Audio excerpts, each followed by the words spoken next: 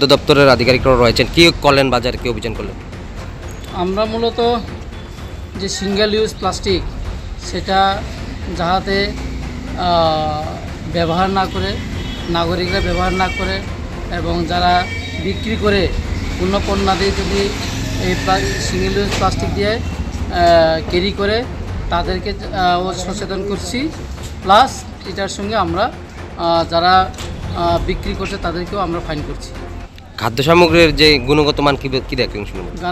খাদ্য সামগ্রী উৎপাদন ডিপার্টমেন্ট থেকে আমরা যা দেখছি সেটা হলো যেটা এক্সপায়ারি ডেট এগুলি আমরা বিস্কিট আরও যেটা চিপস এগুলো আমরা ডেস্ট্রয় করছি। কিছু জব্দ করেছেন কিনা মাল এখন?